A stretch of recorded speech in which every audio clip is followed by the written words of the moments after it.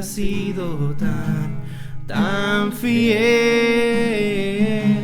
Con mi ser, con cada aliento, yo cantaré de la bondad de Dios. Tu fidelidad sigue persiguiéndome. Tu fidelidad sigue persiguiéndome. Todo lo que soy te lo entrego hoy. A ti me rendiré. Tu fidelidad sigue persiguiéndome. Bienvenidos a Storytime. Este es el episodio número 8. Bueno, muchachos, bienvenidos. Bueno, hoy tenemos, no es un invitado, son dos en uno, porque son una sola carne. Mis amigos, ahora bromeamos sobre eso, que hemos sido mejores amigos desde adolescentes, desde pequeños, pero como pasa en la vida, pues te alejas tiempos y todo. Entonces le digo, eso le estaba recordando algo y te digo, eso fue nuestra segunda etapa de mejores amigos y teníamos ya un par de años de no hablar tanto. Y me dice, hagamos de esta la tercera. Dice, no, me gustó la frase también. Así que bienvenidos, Marce y Alejandro. Un gusto que estén compartiendo conmigo. No estén nerviosos, aquí no hay protocolos. Voy a dirigirme a la cámara porque en los comentarios del TikTok que subí, donde hablo sobre mi divorcio, veo muchas opiniones y veo muchos jóvenes que estaban pasando por lo mismo. Y lo que les puedo decir es, busquen personas mayores, aconséjense, acérquense más a Dios. Ese es el tiempo para acercarse más a Dios. Sí. Ahora, di toda esta intro de lo que yo viví, porque yo creo que en la sensación del testimonio de ustedes se parece un poquito. Un poquito. Que de hecho, nos pasó, el testimonio de ustedes empieza en 2015, creo. No. Sí. 2014. Y lo mío fue 2013. Uh-huh. Entonces, ahora sí, de aquí para allá, no vuelven a escucharme. Vamos a hacer el truco de la vez pasada. No voy a estar aquí. Cuéntenos su historia. Como dice la canción de Barack, cuéntame tu historia. Bueno, ¿por dónde comenzar? ¿Vea? Creo yo que criados los dos dentro del cristianismo, ¿no? Siempre buscando la palabra del Señor. Pero, vea, uno de joven muchas veces hace cosas arrebatadas, muchas cosas que después traen consecuencias, ¿no? Y al final es el hecho que obviamente cada cosa tiene sus consecuencias y fue lo que pagamos, ¿no? Estando en una iglesia, ¿vea? Nos conocimos, empezamos a ser novios y creo yo que dentro de todo, ¿no? El problema... Puedes hablarlo abiertamente. Las relaciones sexuales, ¿no? Creo que fue algo donde nos envolvió y obviamente, vea, a una edad donde éramos novios nada más, y le dice, vea, o sea, al final cada cosa tiene su tiempo, ¿no? Y es lo que el Señor nos ha mandado, vea, las relaciones dentro del matrimonio y todo eso, y fue lo que menos hicimos. Creo que hubieron muchas señales, pero obviamente cuando entras en ese mundo, en el tiempo que no corresponde, el pecado te envuelve, ¿verdad? Entonces, realmente Dios nos hablaba mucho. Nosotros nos conocimos en el ambiente de un grupo de jóvenes. Entonces, cada vez que nosotros íbamos al grupo de jóvenes... O sea, yo estaba en la... Se le conoce como célula, sí, pero nosotros le decíamos torres. Ahí exacto. Fue donde hicieron sí. Más cercanía. Entonces ahí nos hicimos como más cercanos, realmente comenzamos como amigos. Obviamente ahí fue cuando empezamos a darnos cuenta que teníamos muchas cosas en común y Dios nos hablaba. Cuando nosotros hacíamos los devocionales, cuando hacíamos los estudios, nos dábamos cuenta que Dios nos iba hablando de la misma forma, ¿verdad? Entonces decidimos entablar, llamémoslo así, una relación, sí. Porque realmente tampoco lo hicimos nunca formal, vea. Entonces fue como se fue dando y asumimos que estamos juntos, pero nunca era como así somos novios o algo, vea. Realmente nadie lo sabía. es el grito a voces de que no, es el grito a voces de que así se gustan, ahí hay algo, pero realmente ni siquiera nuestra familia sabía que nosotros éramos novios o salíamos o algo, ¿verdad? Entonces, como él dice, nos envuelve el tema de la parte de las relaciones sexuales. Realmente llegó un punto en el que eso nos absorbió más allá de nuestra relación con Dios, ¿verdad? Y pues estábamos jóvenes, no te puedo decir que éramos adolescentes, que no sabíamos lo que hacíamos, porque tampoco. En ese momento nosotros teníamos 23 años. Ese era mi sí. Sí. No, porque no nos llevamos tanto. ¿Cuántos años tenés? Ahorita tengo 32. Ajá, se nos llevamos 2 años. Sí, entonces en aquel momento estamos nosotros teníamos, claro, sí, por supuesto. Ya nos truenan la rodilla, pero es parte del proceso. Estar crujientes. Entonces, como te decía, 23 años. En mi caso, yo ya graduada de la universidad, ya pues trabajaba independiente, y pues él en su último año de la universidad. Entonces realmente no éramos niños, pero no era el tiempo adecuado ni la forma adecuada. Sos un joven todavía. Éramos jóvenes inexpertos, sí puedo... aprendiendo del mundo, metiéndonos en camisa de 11 varas, como dicen, ¿verdad? Y si puedo agregar algo, pez, nosotros nos decimos pez. 2 cosas. Uno, hay mucho tabú acerca de lo que ustedes están hablando. Así es. Relaciones sexuales. Pero es un problema enorme, porque la adolescencia y después de tus 20 es una cuestión biológica, es un instinto, no es una cosa que yo como agarrar algo, ¿verdad? Que eso yo decido, pero no es una sensación que está en mí, es un instinto que se siente, que te mueve a hacer cosas. Y realmente, Ale, vos no me vas a dejar mentir, en los hombres es un poco más, sí, que cuando estamos en esa fase, a veces no pensás las cosas con claridad hasta después, ¿verdad? Eso por un lado, como no es una cuestión tabú, o sea, no debe ser una cuestión de la que tengamos que hablar como que la abejita, que el abejito. Para mí debemos ser claros, porque muchos jóvenes es obvio que están pasando eso. Y como no se habla porque da pena, porque ay, que eso es muy sucio, por eso también pasan cosas las que después cosas que pasan. porque nuestra generación de padres y líderes eran así, porque era un tema tabú.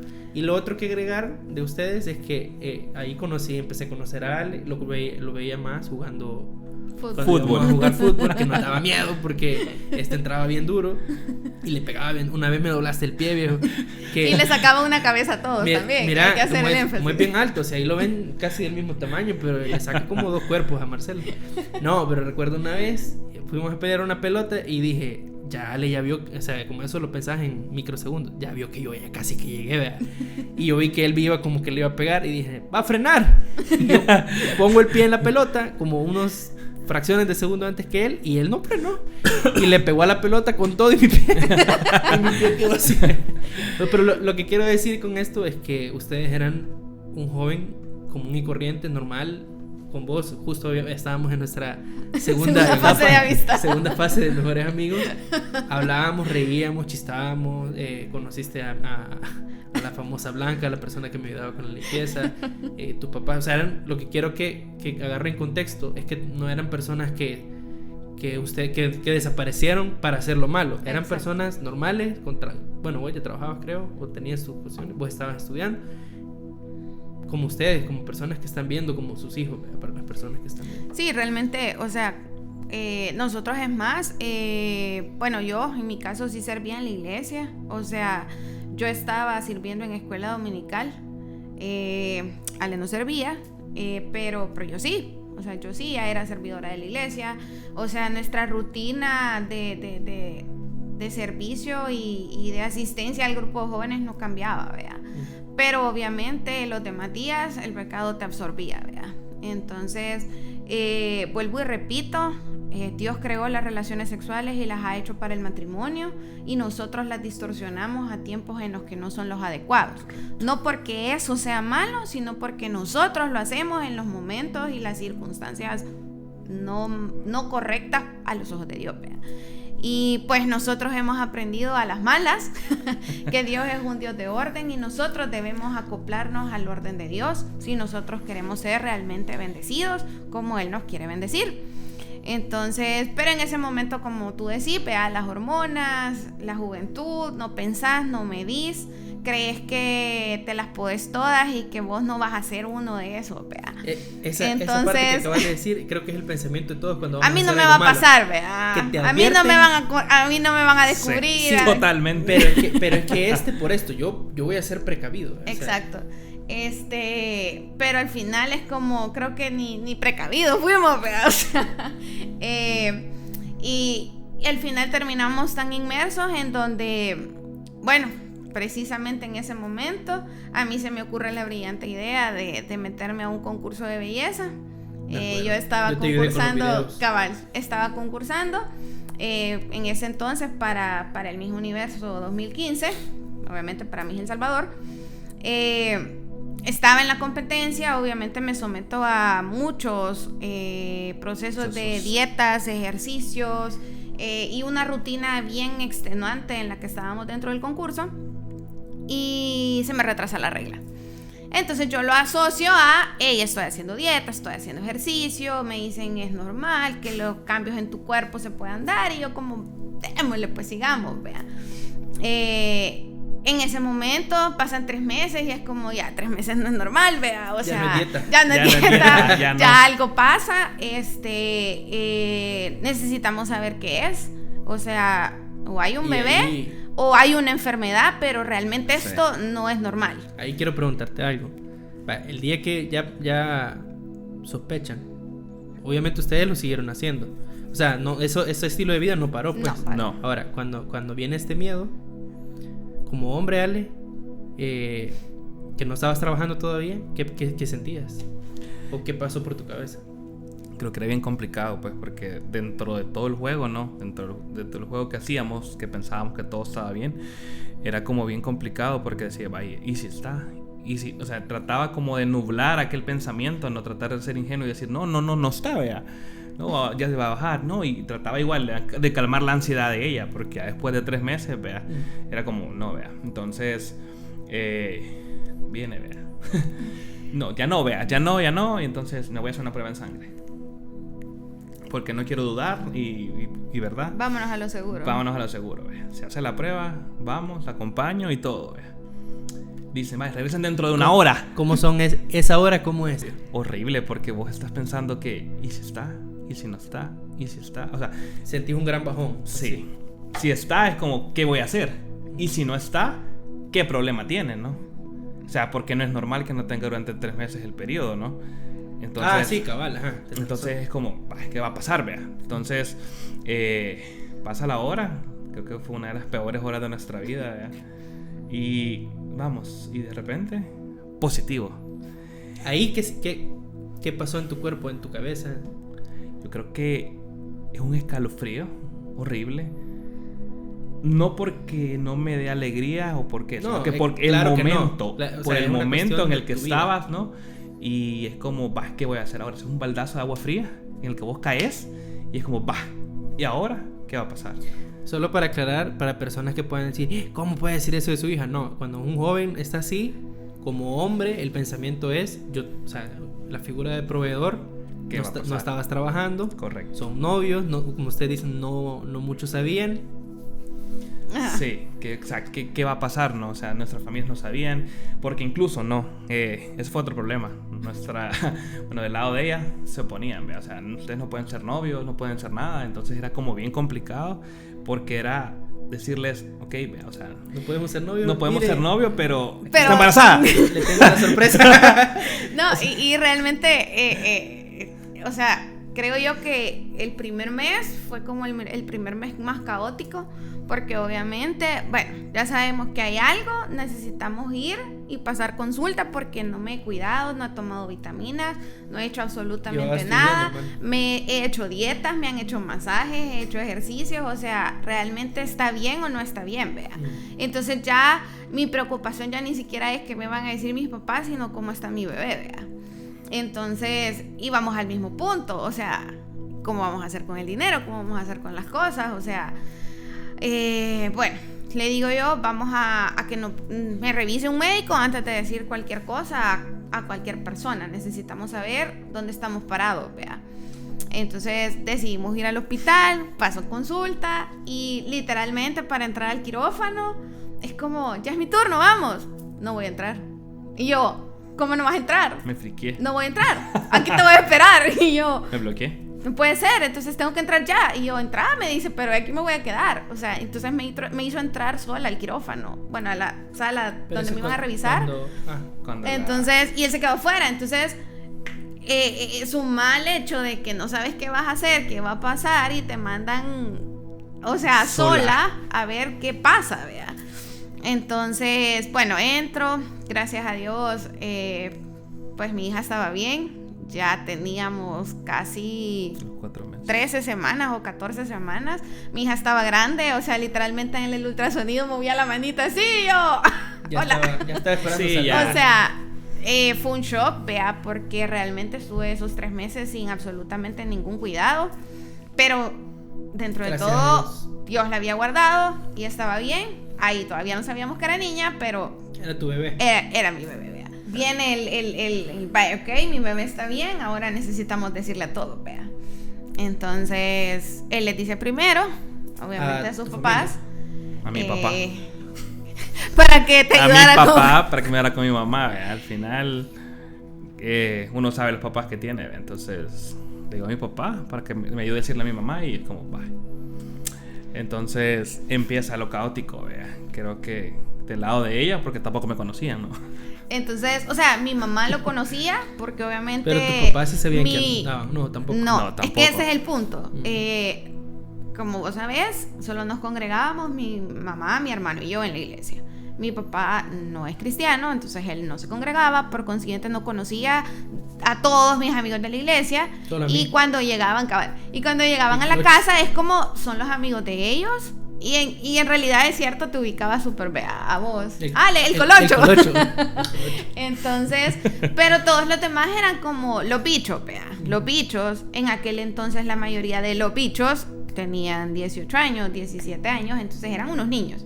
Entonces, él no era el que llegaba a entablar una amistad porque estaban niños. Entonces, el hecho de, bueno, te digo primero a mi mamá, para mi mamá es el acabose, el fin del mundo.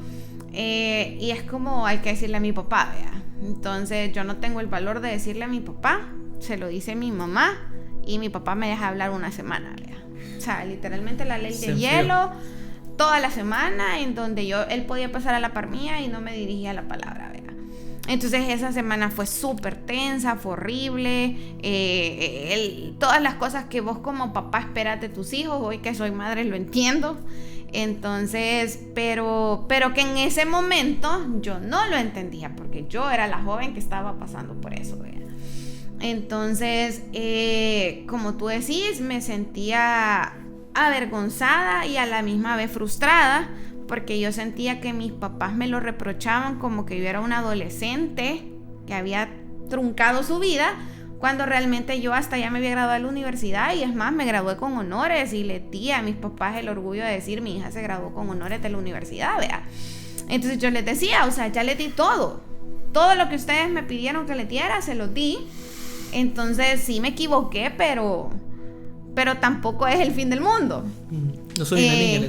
Exacto, no soy una niña, o sea, no se me ha acabado la vida, tal vez no estaban en nuestros planes, pero pues vea. Al final mi papá sí me habló, mi papá me dijo, porque mi miedo era que toda su vida él me decía, si vos salís embarazada te echo de la casa, vea. Pero cuando realmente pasó, no me echó. Realmente él me dijo, si me duele, no es lo que yo quisiera, pero vas a ser siempre mi hija y te voy a apoyar. Y realmente lo ha hecho hasta el día de hoy, vea. Entonces, viene ya la etapa como de qué va a pasar. Entonces es como te tengo que presentar al que es mi novio y me embarazó porque no lo conoces. Entonces creo que eso le agregaba todavía un grado de dificultad. Más, exacto, porque realmente él lo había visto de lejos, pero no tenía una relación con él de decir sí sé quién es. Entonces, no, pues no sabía que andaban. Nada, él se dio cuenta el día que le dijiste, hola papá, estoy embarazada. Tengo novio. Exacto. Ajá. Entonces era como, ok. Creo yo que, bueno, llega él a hablar con mis papás. ¿Qué pasó ahí? Momento tenso porque la que se friqueó ahí fui yo y no dije nada. Me dijo, no, yo te voy a ayudar, que no te voy a apoyar, que no sé qué, que no sé cuánto. Y pues no dijo nada. O sea, ustedes la ven aquí, ella le encanta hablar. O sea, en ese justo momento que tenía que hablar, ella no dijo nada. Entonces, empieza la preguntadera, ¿no? ¿Y qué van a hacer? ¿Y de dónde vas a sacar pisto? ¿Y de dónde vas a sacar las cosas que les hace falta, que no sé qué? Y viene junto con una amenaza, ¿no? O sea, ellos se quedan aquí y vos allá en tu casa.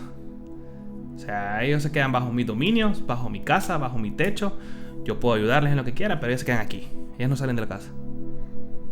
Entonces... Y la típica frase, un hijo no amarra a nadie y ustedes no se casan. Eso fue lo... Antes de esa frase, sí tenían pensado casarse por eso. O sea, realmente... Como antes de que naciera la niña o en el momento, me refiero. Realmente nosotros no teníamos un plan en ese momento de decir nos vamos a casar y todo, porque realmente nuestra prioridad era el bebé. En ese momento no sabíamos y antes de esa plática, lo que vos pensabas decirle, o sea, que era el plan... o sea, cómo iban a vivir, cómo era lo que llevabas pensado que iban a hacer ya con el bebé. Creo que lo que habíamos hablado con mi familia era, obviamente mi familia tiene una casa súper grande, entonces era como, vénganse para acá, aquí los agrupamos y aquí vemos lo hacia adelante. Igual mi familia me apoyaba con lo del dinero en ese momento, y esas cosas. Pero ese era en ese momento nuestro plan, ¿vea? Pero como al final nosotros somos una cosa y Dios dice otra, ¿vea? Entonces es lo que dice Marce, ¿vea? O sea, al final empieza eso, ¿vea? De que no se van a casar, o sea, un hijo no es nada, no amarra a nadie, no es obligación, y no, vaya. Y como que se hubieran puesto de acuerdo, las dos familias nos decían lo mismo. Entonces fue como, ok, o sea, es bien difícil porque realmente hoy yo veo a la Marcela de hace 10 años y me arrepiento de haber aceptado y hecho muchas cosas. Creo que eso es lo normal y uno hasta quisiera viajar en el tiempo para cambiar muchas cosas. Pero en ese momento realmente nos abrumaba bastante la situación y no pensás claramente, éramos jóvenes, no había un plan, porque realmente nosotros sabíamos que queríamos estar juntos y todo, pero nunca hicimos un plan de vida a dónde queríamos llegar, porque realmente estábamos empezando. O sea, formalmente, cuando nosotros hacemos cuentas y vemos atrás, nosotros teníamos, oficialmente para nosotros, porque nadie más sabía, ¿verdad? Pero para nosotros, oficialmente teníamos un mes de novios cuando yo quedé embarazada. Entonces... cero planes, y de conocerse era muy poco. De conocernos teníamos, un poco más, casi un año de conocernos y de ser amigos, pero de novios oficiales teníamos un mes. Entonces realmente no es como, sí, somos novios, tenemos este plan de vida, queremos esto, o sea, no, estábamos en la etapa de conocernos y nos adelantamos un montón de etapas más por burro, ¿vea? Entonces nuestros papás se cierran completamente a ustedes no necesitan estar juntos para que todo esto salga, ¿vea? Entonces, o por obvias razones, yo ya tenía bastantes meses de embarazo, o sea, me faltaba poco para tener a mi bebé. Luego nos damos cuenta que es niña y pues la algarabía de que era la primera nieta, ¿vea? En medio del caos. Viene y le dicen a él, no te preocupes, cuando el bebé nazca, vos te venís los primeros días, pasas con ella, le ayudás y estamos viendo cómo funciona la cosa. Se pasan los meses, tengo mi baby shower, ya como que mis papás habían asimilado un poco la situación. Por cierto, una hermana habló con mi mamá y le dijo, mire, le dijo, o sea, usted tiene que entender algo. Yo sé que como madre no le gusta la situación que está pasando, pero usted tiene que estar agradecida. Esta hermana tenía una hija especial, porque cuando ella nació, no sé si te acordás, entonces cuando ella nació, en el parto al médico se le cayó su bebé. Entonces no sabía que por eso fue. Exacto, entonces ella tenía un retraso mental porque cuando la sacaron al médico se le cayó. Entonces ella le decía, yo tengo a mi hija especial, que mi hija nunca va a tener una pareja, nunca va a tener su familia, porque es especial. Es más, a ella hasta la habían operado de todo eso para que no hubiera problemas, ya no tuviera regla ni nada, porque ella era una bebé en el cuerpo de una adulta. Entonces ella le decía, o sea, ¿sabe cuánto yo anhelo tener un nieto? Le dice. Y mi hijo lleva 7 años intentando tener un hijo con su esposa y no puede. Dios le está mandando un nieto y usted se ha enfrascado en que no es como usted quería. Entonces ahí termina de caerle el 20 a mi mamá y dice, es cierto, o sea, no es como yo quisiera, pero es Dios quien lo está mandando. Y si lo está mandando es porque tiene un propósito. Entonces, porque nosotros, aunque nos equivoquemos y cometamos errores, Dios siempre está en control. Y Él sabe porque permite lo que permite. Y yo creo que esa fue la parte, ¿no? La parte como de la familia, ¿no? Pero venía la otra parte, ¿no? Lo que hablabas tal vez al inicio, ¿no? La parte complicada en el cual muchas veces vamos a ser juzgados y muchas veces vamos a ser apoyados. Entonces entramos en esa etapa de decirle a la gente de la iglesia, ¿no? Miren, vean. Yo recuerdo, no sé si ahí fue que lo hicieron, cuando publicaste en Instagram. No ese sé si fue cuando ya decidimos como, bueno, hay que hacerlo público, pero todavía no habíamos hablado, digamos, oficialmente. Ah, pero esa fue la primera vez que todos supimos. Sí. Les cuento. Fue fue boom. como novela, ¿verdad? Sí. O sea, bien, quizás las más cercanas, ya sea amiga de mi mamá o muchos de los que eran de la torre, como vos decías, que igual les dijimos, vea. Y ellos estaban exactamente en el mismo shock. O sea, ponete a pensar un grupito de jóvenes entre los 16 y 17 años, donde nosotros éramos los más viejos. Eso quería decir, que nosotros éramos muy mayores para ellos. Exacto, entonces era como así. ¿Cómo así que van a tener un bebé? ¿Cómo así que qué está pasando? O sea, ellos sabían que estábamos juntos, pero no a ese nivel. Entonces volvemos a lo mismo, es ese tema que nadie toca. Entonces ellos se quedaron como que les cayó el balde de agua fría de ellos tenían relaciones, iban a tener un bebé y qué está pasando. Entonces era como, porque esos temas no se tocan. Y ahí entonces que viene una tormenta. Claro, entonces ¿qué pasó? Como ellos eran nuestro grupito de amigos, nosotros les empezamos a hablar a ellos claramente. Miren, que nosotros ahorita nos esté pasando esto no quiere decir que a ustedes les tienen que pasar. Y empezamos a hablar, o sea, tal cual, de no sigan nuestro ejemplo. O sea, el que seamos amigos y todo no quiere decir de que estos errores ustedes los van a cometer. No quiere decir de que esto está bien. O sea, realmente no es lo que Dios quiere, pero obviamente pasa. O sea, y nos pasó a nosotros. Entonces, bueno, tuvimos un pequeñísimo inconveniente técnico, pero prosigamos. Bueno, yo creo que lo que estábamos hablando, ¿no? La otra parte de la moneda, ¿no? La parte de la iglesia, que es lo que tú hablabas, vea. De hecho, juzgar, apoyar, vea, se da cuenta la iglesia. Y justamente, vea, empiezan a cerrarse puertas. ¿Cómo cuáles? Que iba a empezar a servir, estaba sirviendo en el Ministerio de Jóvenes y lógicamente fue la primera puerta que se me cerró. Fue como, usted no es digno, usted no representa un ejemplo, ustedes me hicieron sentir lo peor del mundo. O sea, me juzgaron como lo peor, vea.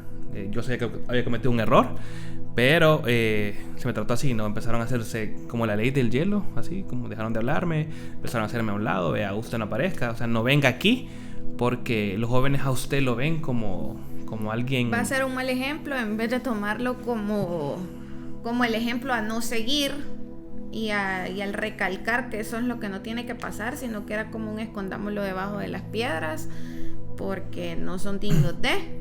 Obviamente a mí también me quitan del ministerio. Me sacan. ¿En qué estabas? En escuela dominical. Me sacan de escuela dominical y me dicen exactamente lo mismo. Que no soy digna de seguir sirviéndole al Señor, vea. Entonces viene la lucha entre... Y yo les decía, creo que fue una de las pláticas más fuertes que tuvimos, al menos en ese tiempo. Que yo le dije, no sé cómo, cuánto cueste, pero lo que menos podemos hacer ahorita es soltarnos de la mano del Señor, ¿ya? O sea, lo que hacían era impulsarnos a de verdad salir corriendo y ser esa piedra de tropiezo para haberla tenido súper fácil de alejarnos y reclamarle al Señor, vea. Pero era precisamente lo que no queríamos, vea. Y estábamos seguros que queríamos seguir, vea. Dentro de todo, nuestra tormenta, todo lo que se venía, los juzgados que nos sentíamos, viene un ministerio. El ministerio fue el único. El ministerio de parejas.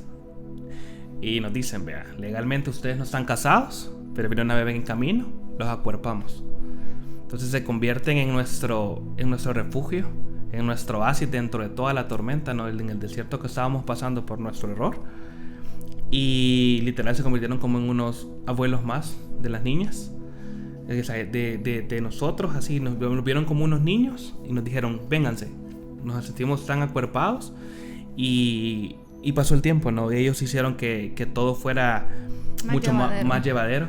Siempre nos discipulaban, nos ministraban y realmente trataron de no soltarnos, sabiendo que todo el resto, la mayoría de la iglesia, nos juzgaba, nos veía mal y nos apartaba. Ellos eran los que nos tenían como acuerpados, ¿vea?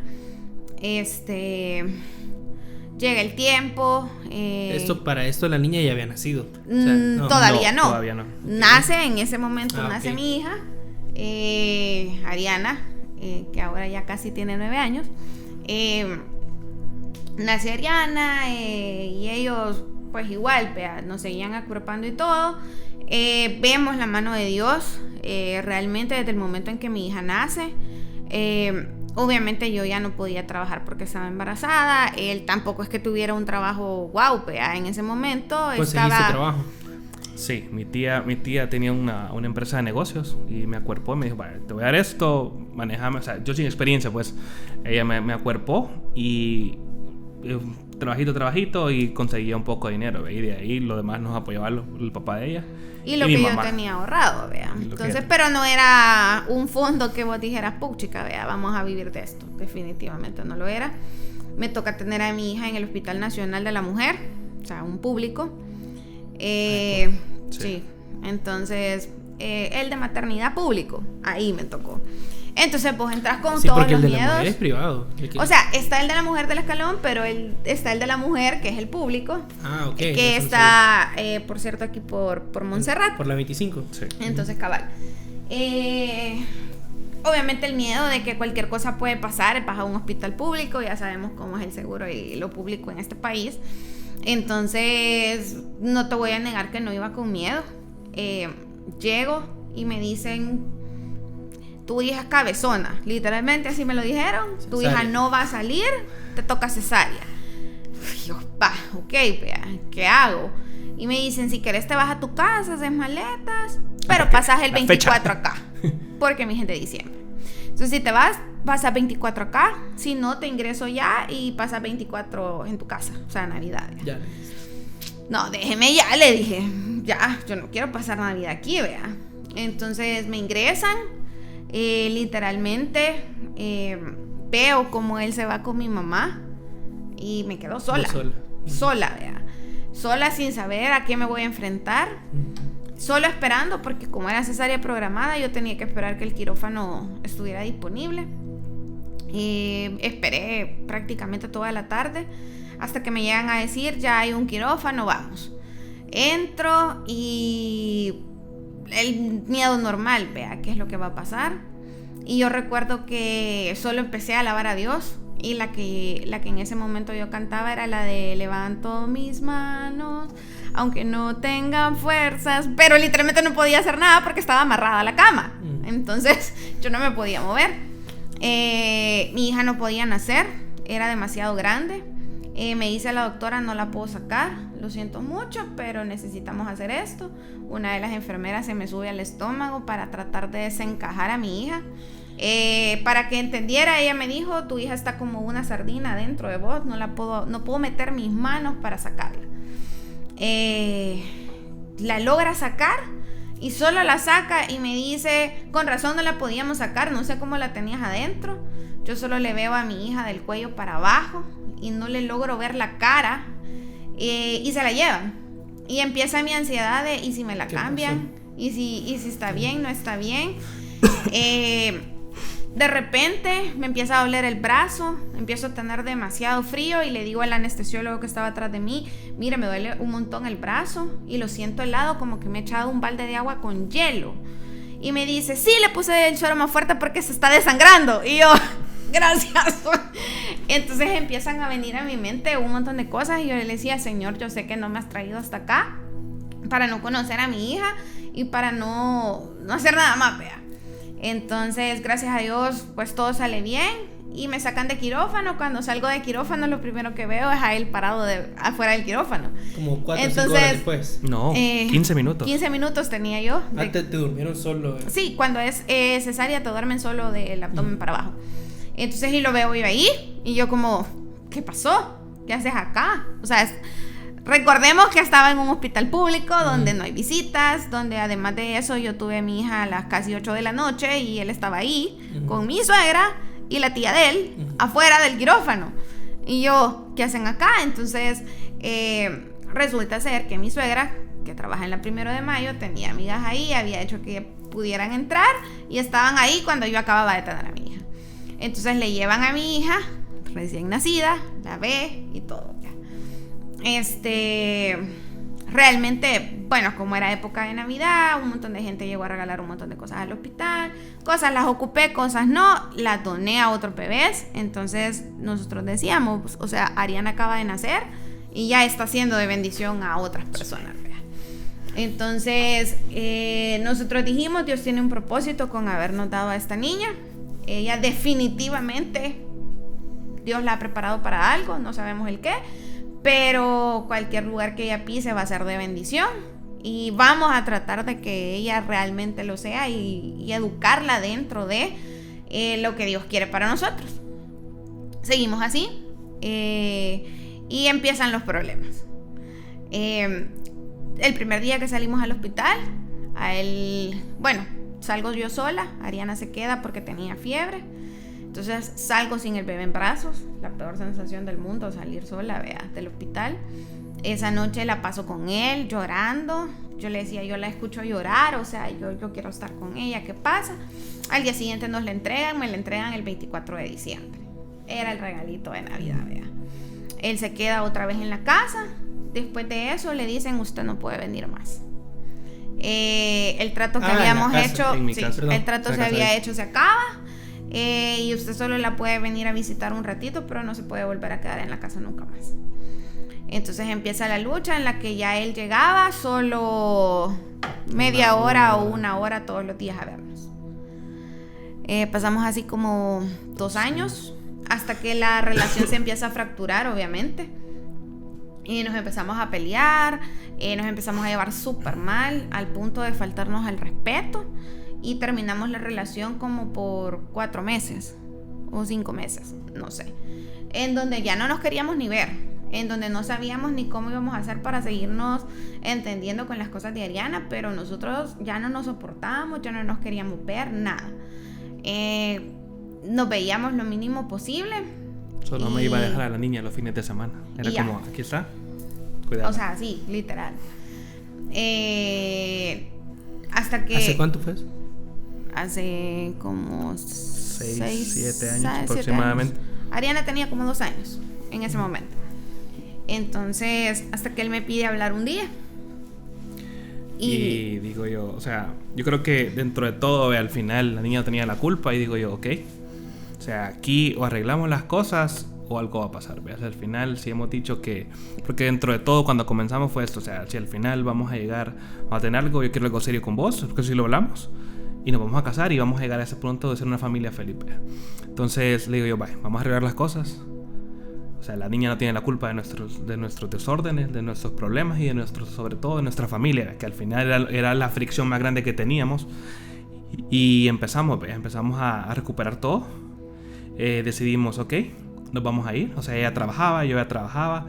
No te vamos a decir que teníamos un montón de dinero, ¿verdad? Pero era como, ok, o sea, o es ahora o es nunca. O sea, o ahora o muere. Era el momento. Entonces decidimos otra vez ir en contra de la familia. Esa vez sí nos agarramos los pantalones. Estamos hablando que ya teníamos casi 26. Entonces, una hija de 2 años y medio, Sí, casi. Sí. Y Ya no fue aplicaba. como, sorry, no me importa que no le guste, Pero nos vamos a ir pero juntos. nos vamos. Entonces, nos vamos a vivir juntos los 3 por primera vez en 2 años y medio. Bueno, Y casi ahí- 3. Ahí es otro pisto. Entonces ahí empieza la otra historia. Porque en al donde final ya- lo hicimos mal. O sea, Exacto. al final era una unión libre, ¿no? O sea, con una hija. No o era... sea, tratamos de arreglar un problema con otro problema. Entonces, Es que la convivencia es otro pisto. no, También. y no solo el hecho de que la convivencia como tal, o sea, seguíamos haciendo lo que a Dios no le agradaba. Porque seguíamos, obviamente sí, ya éramos una pareja, éramos más formales, vivíamos juntos, pero seguíamos sin estar casados, por consiguiente seguir teniendo relaciones en ese ambiente seguía siendo exactamente lo mismo que aunque viviéramos separados. Entonces nosotros queríamos arreglar algo con algo malo, porque no lo estábamos haciendo de la forma correcta. Al principio funcionó bien, nos llevábamos súper bien, nos empezamos a llevar mejor, ya no nos peleábamos, etcétera. Duramos así quizás como otro año y medio más o menos, y se empieza a fracturar otra vez la relación. Entonces empiezan a haber peleas, empiezan a haber celos, y viene aquel punto, ¿verdad? Que es el que yo siempre digo, como no había nada que realmente nos uniera y nos atara, que es el plan de Dios en el matrimonio, cada vez que nosotros peleábamos yo tenía una frase. Entonces cada vez que nos peleábamos feo, yo le decía, ahí está la puerta, nadie te tiene obligado a andarte. Esa era mi excusa. Y la usaba a cada rato. Entonces, Tóxica. y él era como, ¿y por qué? Me decía, o sea, ¿por qué siempre me decís eso? Entonces yo le decía, es que yo no te tengo aquí obligado. Si no te gusta, andate. Entonces llegó un punto en el que nuevamente los problemas, llámense financieros, de nuestras familias y todo, volvían a sopesar sobre nosotros. Entonces, hasta que un día vine yo y le dije, ¿sabes qué? Le dije yo, necesitamos volver a hacer algo. O sea, sentémonos y pensemos claramente las cosas. Mientras nosotros no hagamos bien las cosas, no nos va a salir bien nada. Ya nos habíamos endeudado, ya estábamos mal otra vez como pareja, otra vez nos queríamos mandar a volar, y eso no iba a mejorar si nosotros realmente no, o sea, le pedíamos bendición a Dios sin ser obedientes. Entonces yo le dije, necesitamos casarnos. Si no nos casamos, si de verdad queremos estar juntos, nos tenemos que casar y hacer las cosas como Dios manda, o simplemente mejor separémonos y ya, basta, o sea, nos estamos desgastando y ¿para qué? Entonces viene él y me dice, ok, casémonos. Tomamos la decisión de casarnos. Vengo yo, veo un concurso de bodas y es como, participemos, vea, ya, ¿qué? Dije yo. O sea, nada, perder, vea. Entonces, participamos y no ganamos la boda. Nos regalan una boda. Y ganaste, porque se escuchó como dijiste, no ganamos. Y ganamos. Nos regalan la boda. Bien chiva, era una boda civil, nosotros obviamente la íbamos a hacer religiosa, entonces pusimos un extra de dinero, pero era mínimo para lo que una boda cuesta, pues. Nos dan todo y nosotros como, o sea, creo yo que más señal del Señor ya no podíamos tener, vea, o sea, ok, ya tomaron la decisión, aquí está su boda, cásense, ya. Entonces venimos nosotros y es como, chivo, casémonos. Nosotros nos ganamos la boda en septiembre del 2019. Dijimos, casémonos el 7 de marzo del 2020 porque ese día nosotros cumplimos 5 años de estar juntos, oficialmente. Entonces, el 7 de marzo cumplimos 5 años, esa casémonos. Fecha. Para mí era no negociable esa fecha. Entonces dijimos, chivo, tenemos un solo aniversario, es nuestro aniversario de novio, va a ser nuestro aniversario de bodas. Para nosotros era una fecha especial. Y así lo decidimos. Y una semana después viene la otra noticia. Una pequeña sorpresa. Se da cuenta que está embarazada nuevamente de nuestra segunda hija. Y nosotros, ¿y ahora qué vamos a hacer? Entonces decidimos, la fecha no se mueve. Yo me caso con la panza, me dijo, y la fecha no se mueve, ¿no? Y ya era Dios, ¿no? Ya nos había costado demasiado llegar hasta ahí. Ya era parte de Dios no mover la fecha, porque como te dice, es 2019, vea. Y llegamos, vea. Todo el embarazo fue bien. No, creo que ahí como ya vivíamos juntos, ya no era aquello de solo podía verlas o solo un rato. Pero nos surge un problema, ¿no? Se da cuenta ya que está embarazada y renuncia a su trabajo. ¿Por qué? Yo había renunciado a mi trabajo porque me quería cambiar, porque era un trabajo tóxico. Y entonces yo estaba buscando trabajo cuando me doy cuenta que estaba embarazada. Por consiguiente tengo que pausar la búsqueda porque nadie me va a contratar estando embarazada. Entonces queda solo trabajando él. Entonces con el sueldo de él ya no salíamos. Entonces llegamos a diciembre y ya no dábamos. O sea, nuestros ahorros llegaron al punto de, ¿sabe qué? Mire, o sea, deme chance, veo si yo consigo un trabajo mejor. Nos ayudaba igual mi suegro, mi mamá, todo el mundo. Vea, mira que está este dinero, o sea, para el súper, para cualquier cosa, vea, porque obviamente yo no ganaba lo mucho. Y llegamos y nos dice, no, miren, la señora estaba tan feliz con nosotros, del alquiler, que nos dijo, ¿saben qué? Usen el depósito. No me paguen nada este mes, úsenlo del depósito y ustedes díganme. Entonces llegamos hasta diciembre, como dices, tirando la colcha. Y ya no podíamos soportar esa cantidad. Y pues empiezo a decirle, vea, ¿qué vamos a hacer, vea? Entonces obviamente en la casa de sus papás no cabíamos porque éramos 3, vea. Y venía otro. Entonces hablo yo con mi abuelo, que era el dueño de la casa de abajo donde vivía mi mamá. Y me dice, ok. Yo le digo a mi mamá, yo te voy a ayudar con las cosas.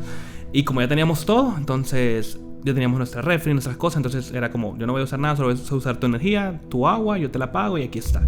Y conectamos nuestras cosas y todo, ¿ves? Bajamos, obviamente era en contra de nuestra voluntad, porque sabíamos que era meternos en otro problema donde iban a opinar, donde iban a meterse y todo, ¿no? Y pasado el tiempo, vea, y cabal llega la fecha de la boda, ella con una gran panza. Yo tenía 7 meses y medio más o menos cuando nos casamos. Eso sí recuerdo la foto de la boda. Con la gran... Sí. Ahí la van a ver. 7 meses, ¿no? Y 7 de marzo, así como habíamos prometido y todo, como el Señor nos los concede. Y justamente, ¿no? 2020. 7 de marzo de 2020. Una semana después. Nos encierran. Viene pandemia. No nos hubiéramos casado. Era el tiempo de Dios.